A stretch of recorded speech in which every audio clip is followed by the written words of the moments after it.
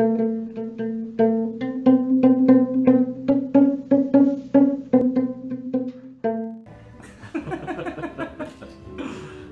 good place to start. You're weirding me out standing there. What's going on? Yeah. Alright, I'm Angie Lane, and I am the face behind A.LANEarchitecture, bringing you Midwest modern architecture and interior design. Cool shit without a hassle. And all things Midwest, all foods, traditions, cool random things, and we're going to talk about them over some drinks. And today's topic is maple syrup. And my guest today is Nate Huckel from Hillsdale? Is that right? Originally, yeah. Okay. From Hillsdale, Michigan, and he is currently the head brew wizard at River's Edge in Milford, Michigan. And also the creator of one of my favorite beers ever, Bitter Old Fecker Rustic Ales. And general awesome dude. So we've got some maple-based cocktails today, and we're going to do some talking about maple syrup. Yeah, so we kind of like behind the scenes talked about this a little bit, but I know you've made syrup in your driveway too. Yeah? Yeah. Okay. What did you do? I think I've done it a couple different ways, but I mean, we found some trees to tap and spile, and collected way too much sap the first time around. And the first time we did it, I think we just did it over just on the stove, a big, oh really? Big like 5-gallon stockpot, which was like my own brewing stockpot. Yeah. So that's one to like sap does not keep basically. Like right. I've made that mistake too. Yeah, like it goes nasty. And then we've also done the inside boiling and swelled almost all of our doors shut. Yep. Okay. Yeah. Yeah. And then we moved our operation outside, and we did kind of like those big chafing dishes. Yeah. Big trays over, like got them up, put wood under them, but we came to realize that our syrup was always tasting funky because it wasn't exhausted well enough. So you it always a bunch of smoke out and the ash, fire. so it would get bitter. Oh, like I think like particles of ash were getting into it and getting a little bit of that basic taste to it. Right. Yep. Oh, I know the one cool thing. So in all of this like amazing syrup research that I did, is that nothing has changed. It's literally, you take sap and you boil it. The technology might be better, the evaporators and all that stuff, but it's literally the same process. It has not changed. But the coolest part is that, and I mean, I don't know if this just never occurred to me, but so like, maple syrup is only produced in like the teeniest little part of the world, and we happen to be in it, which is... I'm not sure I realized that. So it's like the eastern side of Canada, the northeast of the U.S., and kind of Michigan and Wisconsin a little bit, and that's it. That's it. Wow. Like, that's the only place in the world that maple syrup is. We were talking about it, like taking things for granted. Right? I know. So Michigan is the 7th highest producing syrup state, but in the world, that's 8th. Right. Because Canada produces 90% of the world's maple syrup. Wow, I didn't realize that either. That it was that high. Yeah. And so the other cool thing that I found out was, so there's all these Indian legends. So it all came to the European settlers from the Native Americans here have been doing making syrup and boiling it down. And then the Europeans picked it up. But the legend is that they learned it from a squirrel. Like all the various tribes have some legend that goes back to like a squirrel showing them how. Yeah, that was my favorite part of the whole syrup. He was they saw him out in his driveway. There's various versions of yeah. With a little fire. Cursing. Yeah. It's too bad. Yeah. God damn it. Yeah. There's all these like hilarious tales of some squirrel biting the branches into a tree. So how did the squirrel what did the squirrel do? He bit the tree and was licking it, and they were like, "Oh, what's that dude doing?" And then just thought that must be good, and so they like thought, "Well, we should lick that too," or whatever. I don't know. Right. And they must have just tasted it, thought it was sweet, and yeah. Well, oddly enough, the I think the first time that I ever had a notion to collect sap and make syrup was because of a maple tree that was, you know, like that time of year, at the right time of year, they'll just be dripping it from the branches, and I noticed there were ants. There were ants all around on the little puddles, you know, drinking the sap, and sure enough, I found some on the tree, and I tasted it, and it was, you know, it was a little bit sweet, and that was the moment that I had where it clicked in my head to, like, oh, I could make maple syrup, and it'll be probably pretty easy. Yeah, no, and it is it's time consuming, but yeah, in general, it is. It's a very simple process that has not changed one single bit. Right. Which I will say, for our cocktails, I was kind of bummed because we missed the tapping season or whatever, but if you've ever, you know, drank just the straight up sap, it tastes mapley. A little bit, yeah. And sweet. It's like a really distilled, it's like minerally watery. kind of, yeah, like it's, but it's, I was like, oh damn, that would have been a good base for a cocktail, like a light, you know, well, whatever. there were, I don't know if they're still doing it, but it's been a couple years ago that I was seeing it in the store.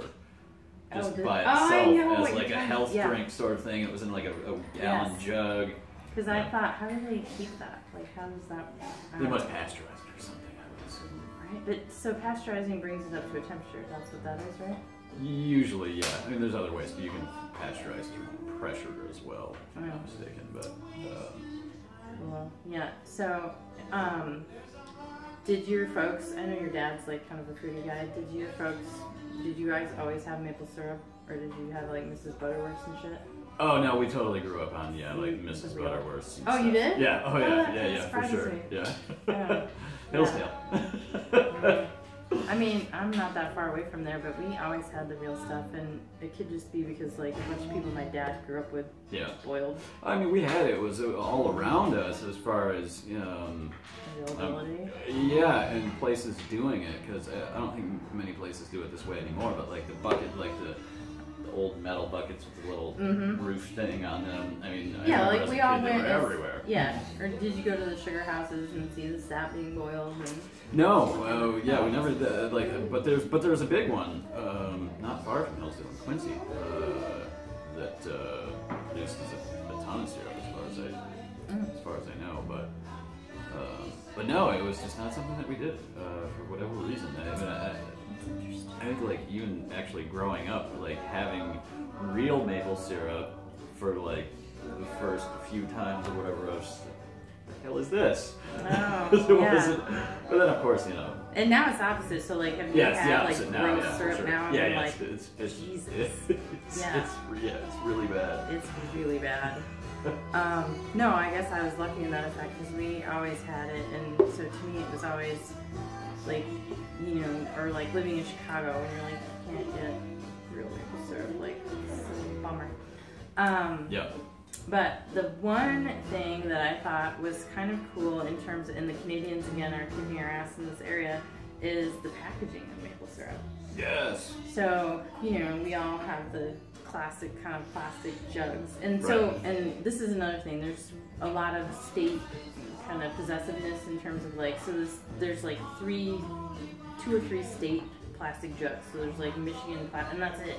Like that's your options if you go with those or whatever. And same with like New York has its own thing, whatever. Yeah. And then the other thing I didn't realize about this is so like, and this is kind of a recent change, is the grading of maple syrup. Are you familiar? Okay, so, a little bit, yeah. But so now, and I didn't realize this, but it's all grade A. All syrup is grade A. There's just different colors.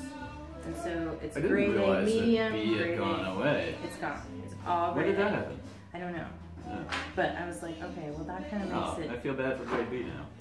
I don't, because, and it's one of those weird things too, because you kind of think, and to me it was, I think it's better because I always felt this way too, because when you would get grade A syrup, it would be that super clear, you know, whatever, but it didn't taste very good. And so I always felt I like grade B. The darker one, Yes. Yeah. But so now it's all grade A, which makes it seem like, oh, okay, it's tasty shit, right? But it's just different colors. And that's totally the difference, is the, you know, the darkness of it. So it really is still kind of grade B, but they're just calling it grade A dark.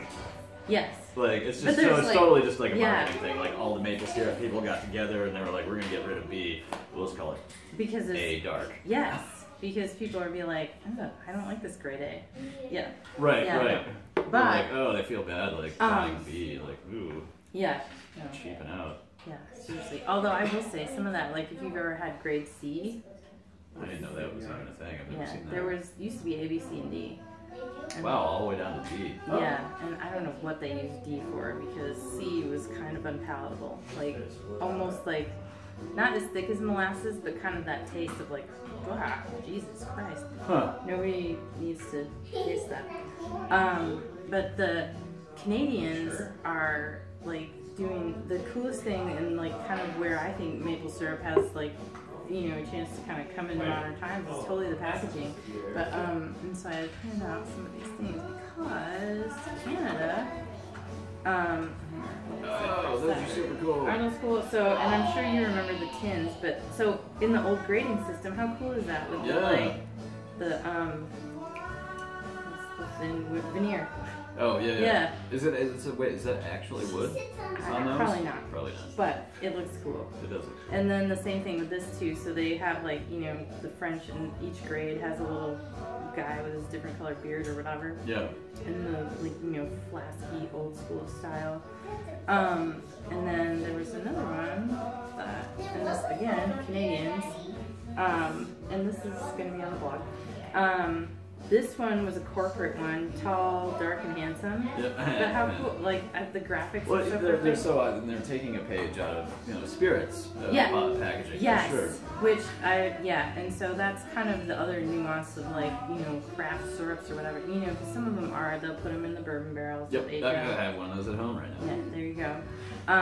Although I do have to bag on this packaging as much as I like it. It bugs me that like, why are those two have the same white wax? And like, I wish it was just the deer's nose that changed color.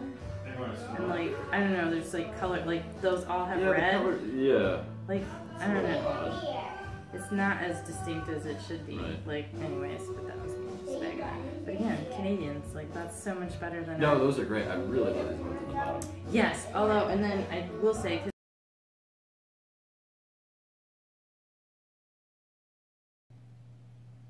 Hey guys, so I had to do this weird break because of technical difficulties. The camera just stopped filming in the middle of Nate and my little chat there, and so we didn't get to a couple of the coolest packaging ideas for maple syrup, and we didn't get to talk about our cocktails. So I'm gonna kind of do that myself here for just a second. I'm so bummed. But anyways, this was one that we didn't get to in terms of the classic plastic jug designs. And this one was pretty cool because, you know, this one a little bit more like stylized, kind of a, you know, vintage antique vibe. And then this one here is just a regular old plastic jug, but, you know, with a really modern label. Like you could easily see that at Whole Foods or something.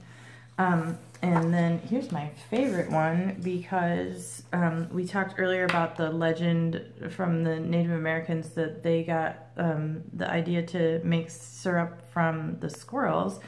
And this one is actually was a prototype for a vodka package. And it had a little, you know, plug that came off. And I did some photoshopping here with one of my little vintage ceramic squirrels. And so, I mean, you can imagine, so you just uncork your log and pour some syrup right out of your log. It's kind of a cool idea too, because even if that was a cork, you could then keep the squirrel as a wine stopper and, you know, reuse it. So anyways, you can see all of those in detail on the blog listed below. But the funnest part, obviously, for us was the cocktails that we didn't get to talk about. And Nate had brought his take on an old-fashioned, or I guess it was a Manhattan, because he did it in a martini glass. He used 4 Roses bourbon, some maple syrup, and some really good maraschino cherries, a bit of orange peel, and bitters.